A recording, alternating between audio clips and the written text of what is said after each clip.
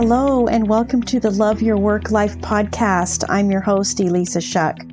Whether you're going for that next promotion, looking for a job, or making a career pivot, I'll teach you how to navigate it all so you can have the career you want.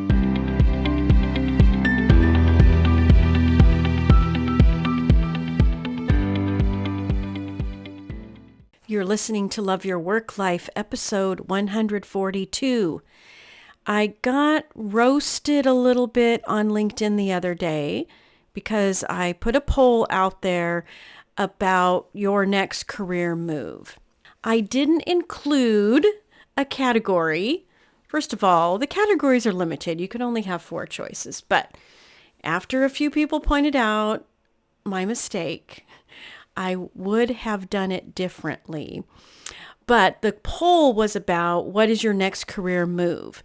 Maybe because of my own stories, maybe because of the way I've approached my career, all of the options I put in there were like a move up, individual contributor to manager, next manager role, middle manager to executive. So it was that kind of movement that I had captured in the poll.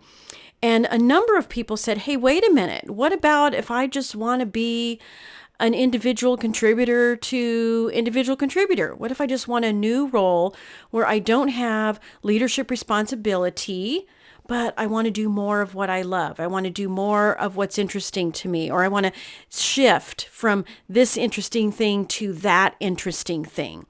And it occurred to me that all of this can be thought of as career advancement. All of it can be thought of as moving ahead, because the nature of the universe, quantum physics, teaches us that the universe is always moving, always expanding. And therefore we are too, as participants in quantum physics, as human beings who at our core are energy that is always seeking to expand. So I don't want everybody to think that you have to go into leadership for your career to grow. You don't. And I want to talk a little bit about how you manage that, how you move ahead or advance your career without flaming out. Because the reason a lot of people don't, or they're afraid to accept a new role, is because they're nervous about having to do more, burning out, losing that sense of work-life balance. And what I'm here to tell you, my friends, is moving ahead or advancing doesn't mean that you have to now have a life of 50, 60, 70-hour weeks where you're burnt out, flaming out, and not enjoying life because work is taking up so much of your time and energy. Most of us can look back at our career already and see that it is not linear at all. There's ups, there's downs, there are curvy roads with detours. Sometimes those detours were really cool and special and surprising and rewarding and beautiful. And sometimes those detours were very boring. Sometimes those detours can be treacherous. Like you're thinking, oh my gosh, why did I make that turn? I've been in all of those situations. I bet you have too. So what I want to teach you how to do today is to get back on track. If you're down a road, down a path that just doesn't feel good anymore, isn't rewarding, isn't giving you what you want out of your career, and also how to decide what you want to do, how to do more of what you want to do without overcommitting, without losing all your boundaries, without blowing out the guardrails on that career path so that just anything and everything is part of your journey. We don't want it to be that way. But the key to all of it is first and foremost figuring out what you want your career to look like. It's not something that you can put on autopilot. Trust me, I've worked with far too many people who left their career on autopilot, and they are now 15 years down that road hating it, wishing they would have taken that attractive turn that they passed a few miles back, a few years back. We don't want you to be there. But that's why you've got to first figure out what it looks like to you to love your work life. What do you want your career to be? And to think about it as achievable. You've got to think of it that way. You've got to think of it as achievable. I was reminded the other day of that quote. I think it was Henry Ford. Whether you think you can or you think you can't, you're right. So you've got to think of what you want as achievable. But you've got to also get practical. Because when you know what you want, you are less likely to take detours that are going to take you off track. And even if you did, knowing what you want is going to help you get back on track. Because we all have those detours. Shiny objects, charismatic people who suck us into their world, and later we wish we weren't there. You want to move up or you want to move out. You want to advance. You want to stay the course and do more of what you love. It's possible to do it in a way that feels like higher levels of contribution without higher levels of time exchanged for money. Here's the super practical way for you to figure that out. What I want you to do is I want you to think about what you do on a daily basis. And I want you to create 3 columns. 3 columns in an Excel spreadsheet, 3 columns in a notebook, whatever it is, it's 3 columns. The first column is the hates, the things that you do that you hate to do. Like if you could just say no to it, you don't even have to question it. You would absolutely say no. What I know about those no's, 99% of the time, the reason those things are no's is because they are not in line, they are not in tune with who you are, what makes you tick at a behavioral level. This is something you must know about, and you have to pay a lot of attention to yourself and the activities, and not just the activity, but are those activities forcing you to change your behavior in ways that don't feel comfortable? Because if that's happening, then it's causing stress and energy drain and you're flaming out. The way I do this in my practice, my one-on-one coaching with clients, is I have everybody participate in an amazing workplace behavioral strength survey. It's all strengths. And what it's identifying is your natural behaviors. It's not personality, it's not skills, and there's nothing in it that's about weaknesses or things that you need to fix. That if you would just learn how to do it like this, you would like it more. No, my friends, it doesn't work that way. When you know the things that you hate to do, and you have a sense that the reason you hate them is because they are out of alignment with just your natural behavior way, moving through the world, the way your brain works, it is extremely freeing. So I encourage you to write down your hates. And listen, your brain is going to want to go to all the things you don't like anyway. That's just the way we're wired. So first column, all the things that you hate to do, the things that if you were given the opportunity that you would give up without question. The far right column, so not the middle, but the right, are the loves. the things that you love to do. When you love to do something, it's most likely in tune with your natural behavioral strengths. The skills, the experience, the activities that you love, one of the reasons they feel so good is because of that alignment with who you are. It was probably why you were attracted to that course of action, that program, that project in any way.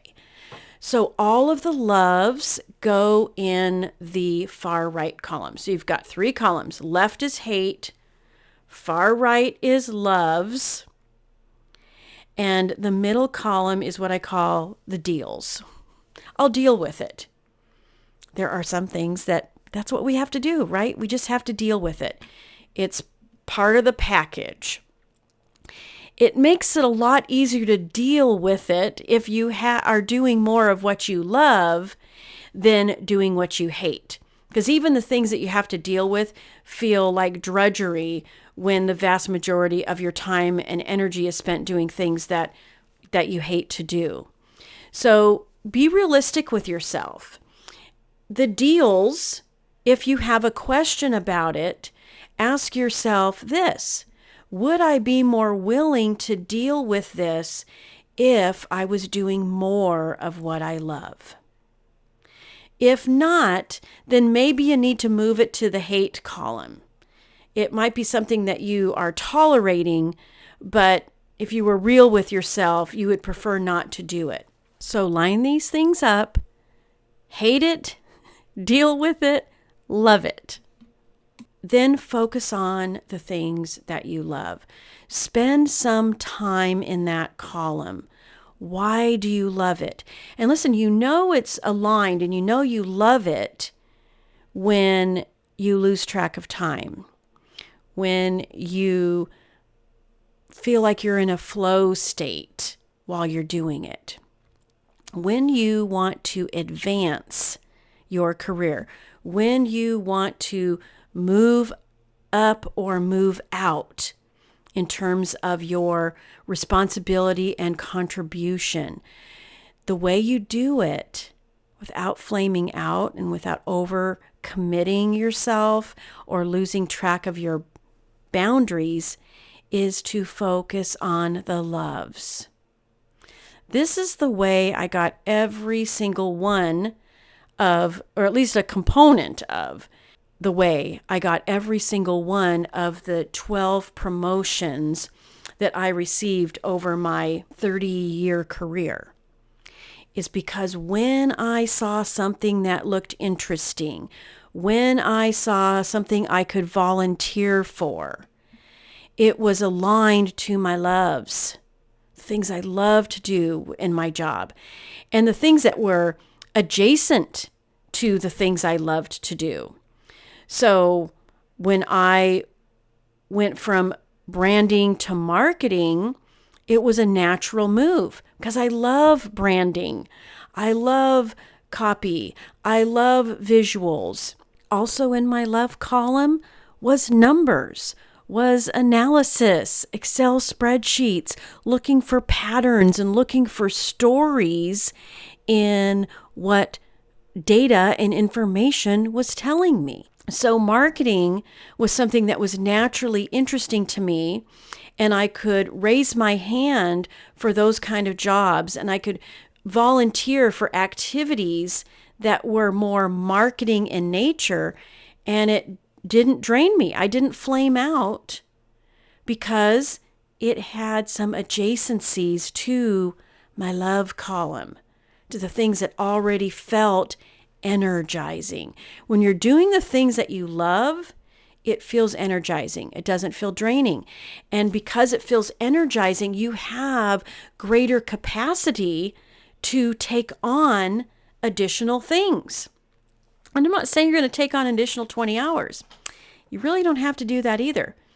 Because as you're sorting and sifting and figuring out your preferences with these love it, hate it, deal with it columns, then you're also aligning yourself more consistently with the things that make more sense for you, that don't actually require more hours for you to do.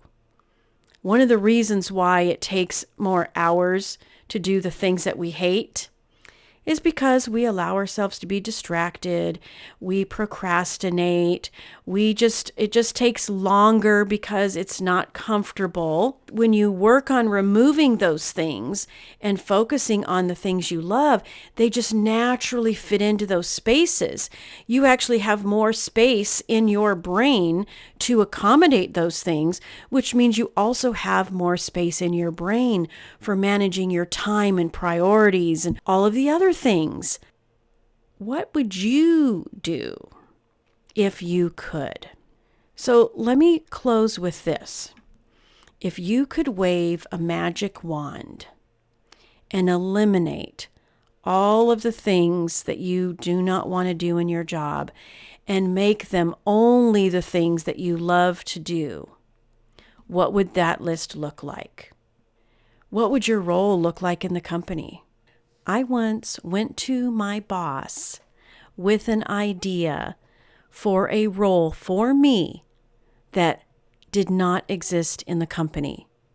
And it was all based on the things I loved to do and the things that I loved to do that I knew would have impact in the organization.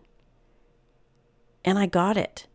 And quite frankly, had I not been in tune with the things that I loved and I knew where I was good at and been bold enough to ask for that job, I never would have been invited to start a company with that boss.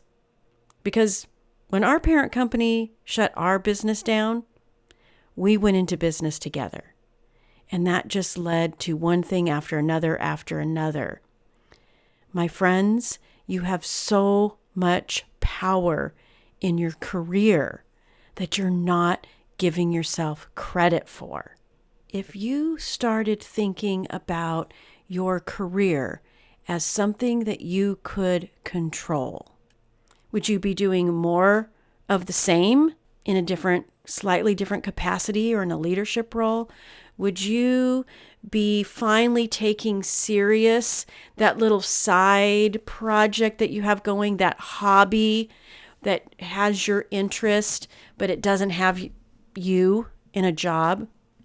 Maybe it's time to take a serious look at jobs that align with that hobby.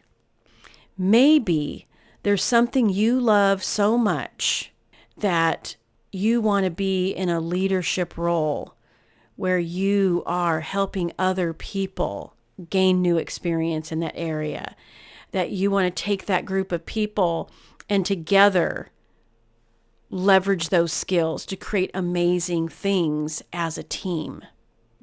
Jobs don't have to be something that we just endure until retirement.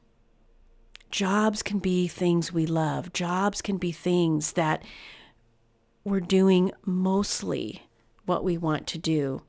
And the stuff that we have to deal with is okay because the majority of our time is spent on the stuff we love.